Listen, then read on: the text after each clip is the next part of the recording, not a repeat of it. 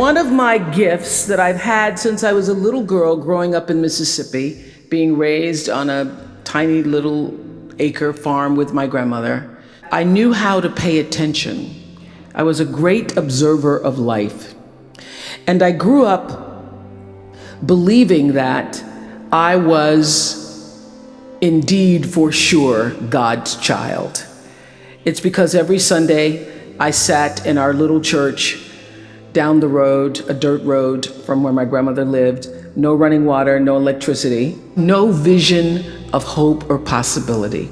And I would listen to the preacher preach about the Lord thy God is a loving God, and sometimes he would say the Lord thy God is a jealous God. But most important, I heard him say, you are God's child, and through God, all things are possible. So my vision, my perception, my understanding of what it means to be a universal citizen has grown as I came to understand Acts 17:28, my favorite Bible verse that says, in God I move and breathe and have my being. Having that belief system that something greater than me was in charge of my destiny, of my fate, that it wasn't just me alone having to survive for myself, is the rock that has sustained me. When you look at where I've come from, a little town, apartheid town in Kosciuszko, Mississippi in 1954, where there was no vision or hope for you. My grandmother's greatest desire for me, as she had been a maid and her mother before her had been a maid, her greatest desire was that I would grow up one day and be able to do the same. Would you like to work for me? Be my maid? Hell no. What did you say? Hell no. My ability to step into literally the flow and grace that I call God is what has gotten me here. And I consistently mind that, because having a spiritual life isn't something that you can attain because you already are a spiritual life. There is no one else in creation like you. There's nobody like you. And what you've come to do and what you have to offer is like no other. No one brings the level of uniqueness and authenticity that you can bring. Nobody does it like you. And understanding that what you have to offer, what you've come to give to the planet, is your gift, your offering in a way that nobody else can, and how much that matters. It matters to you, it matters to the people that you love, and it matters to our planet that you are here. It's a miracle that we get to be here. And when I think of my life and the fact that nobody really kind of wanted me in the beginning, my father had sex with my mother one time. Can you imagine? That was a powerful seed. He wasn't in love with her. He said she was wearing a poodle skirt and he wanted to know what was up under there.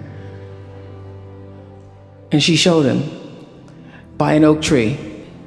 And to think that something as random as my mother's poodle skirt, to think that something as random as that would create a little Negro child in Mississippi who grew up and had and has had and continues to have the opportunities that I've had, that is, I can assure, that is nothing but grace.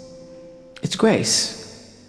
It's grace because I was allowed to step into the flow of it and let it carry me to this moment. And I'm not telling you what to believe or who to believe or what to call it, but there is no full life, no fulfilled, meaningful, sustainably joyful life without a connection to the Spirit. I haven't seen it happen. I believe that prayer conscious kindness, empathy, consistent compassion, gratitude, all spiritual practices. You must have a spiritual practice. What is yours? About the late 80s, someone introduced the idea of a gratitude journal to me. I guarantee if you did it for a week, you would see a difference. Every day, 5 things I write down that I am grateful for, or that brought me joy, or opened my heart space. There comes a time in everybody's life when you've actually done all that you can do and you really want something so badly, but it still isn't coming forward for you in a way that you feel that it should. I know that what is for you will come to you. I know that for sure. And I know that many times when it appears that something is happening to you, it is always, always happening for you. The 3 things that I want to leave with you will carry you if you let them. First and foremost, knowing who you are. Knowing who you are. Being able to answer this question, who am I? And what do I want? I'm not asking for the roles that you play. I'm asking the bigger question of who am I? Who am I really? My answer is I am God's child. I am that which is born of all that is. A spiritual being having a human experience, trailing the breath of the angels, and understanding that because I am connected to the source of all that is possible for me. That's who I am. And what do I want? I don't want to just be successful in the world. The answer to that question for me is I want to fulfill the highest, truest expression of myself as a human being. I want to fulfill the promise that the Creator dreamed when he dreamed the cells that made up me. What do I want? You must have some kind of vision for your life. Even if you don't know the plan, you have to have a direction in which you choose to go.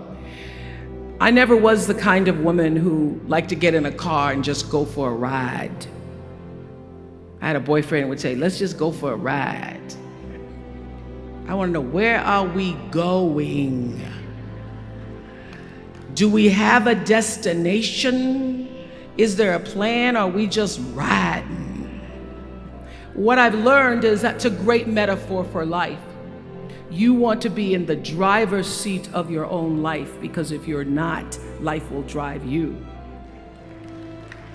So, knowing who you really are in this space and time that we embody. Number 2, you must find a way to serve. Inspiring habits. Martin Luther King said that not everybody can be famous, but everybody can be great, because greatness is determined by service. Now, we live in a world where everybody wants to be famous, and where we admire people for just being famous. We think being known brings us value. The truth is, all of that will fade in time. In 3 years, you won't be able to name the housewives of Atlanta. Service and significance. Service and the significance that you bring to your service is that which is lasting. Whatever your occupation or job or talent or gift is, what they have in common is service, using the spoken word in service to community and the world. If you look at all the most successful people in the world, whether they know it or not, they have that paradigm of service. You want to be able to own yourself and make your own decisions.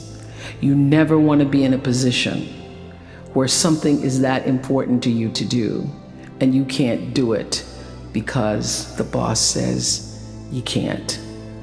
When you shift the paradigm of whatever it is you choose to do to service and you bring significance to that, success will, I promise you, follow you. Service and significance equals success. That's number 2. Number 3, it's so simple, but so hard to do.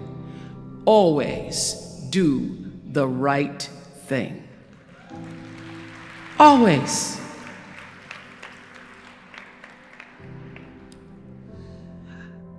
Be excellent. People notice. Think of how you notice. You go to Taco Bell, somebody gives you extra napkin and some sauce. You notice. You want to go back to that person. Because even at Taco Bell, excellence shows itself. Let excellence be your brand. Everybody talks about building a brand. I never even knew what that was. When people say, you're a brand, I would say, no, I'm just Oprah. What I recognize now is that my choice to, in every way, in every example, in every experience, to do the right thing and the excellent thing is what has created the brand. And what I know is that when you are excellent, you become unforgettable. People remember you. You stand out, regardless of what it is. And that is what we all want. We want to be unforgettable and not forgettable. So doing the right thing, even when nobody knows you're doing the right thing, will always bring the right thing to you. I promise you that. Why? Because the third law of motion is always at work. For every action, there's an equal and opposite reaction. That is so true in all of our lives. So you don't have to worry about revenge or getting back at somebody, making sure they pay. You just have to do the right thing, and the right thing will follow you even when people don't support it. I remember many times on my show. There are many shows y'all never saw. And the reason you didn't see them is because I got the last vote. And I remember 2010, I had done this interview with a woman who turns out she was a Sunday school teacher by day and a sex addict at night. And during the process of the interview, I said, why are you doing this? I said, do you have children? She says, yes, I have a 10-year-old son. I knew right then, this is never going to see the light of day. So we got off the air and I said to the lady, we are not going to air that show.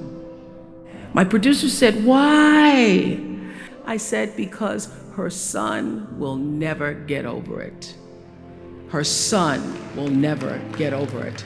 And it's not worth a rating point to me.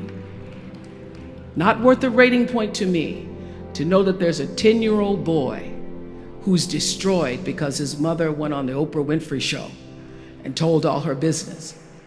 You do the right thing, even when other people think it may not be.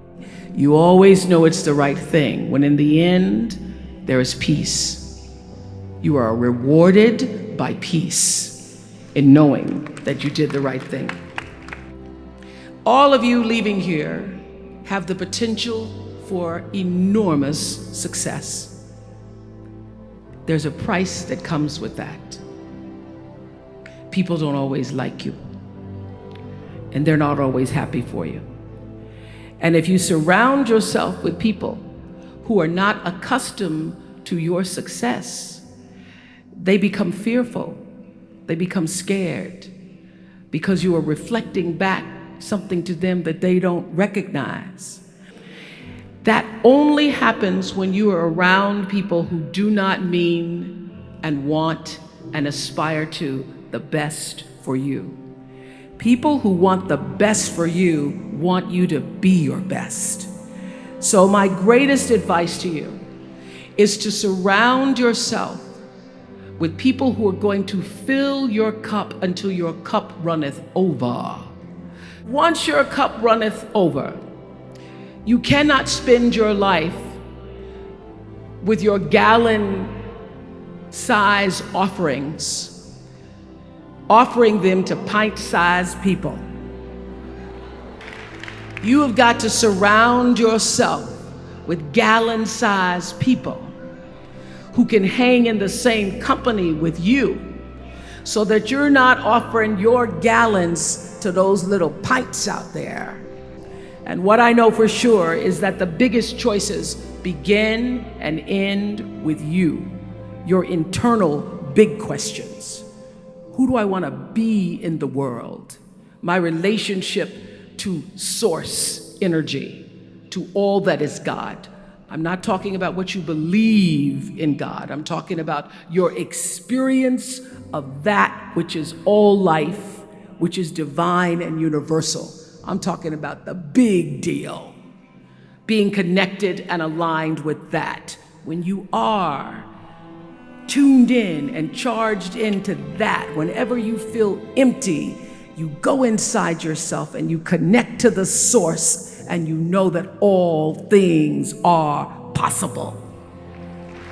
To know that, and to choose to do the right thing in service and significance, I promise you, you will create a vessel of service for yourself first, because you have to honor yourself first. You have to give to yourself first, otherwise you have nothing to give away. You will create a vessel for yourself, for your family, your community, and the world. And those three things will not only lead you to a blessed life. I stand as a witness. My life is so blessed, I can't even take it in sometimes. It will lead you not just to a gifted life and a rewarding life that fills you up, but a sweet life. That's what you want. Even when the storms come, and they will, you'll know this too shall pass. This too shall pass. The storm is passing over, and you shall not be moved, because you know who you are. When you can do that, grace will follow you. The glory God has in store for you is unimaginable to you. You can't even imagine it. You can't even imagine it. Take your glory. It's waiting for you. And run with it. Thank you.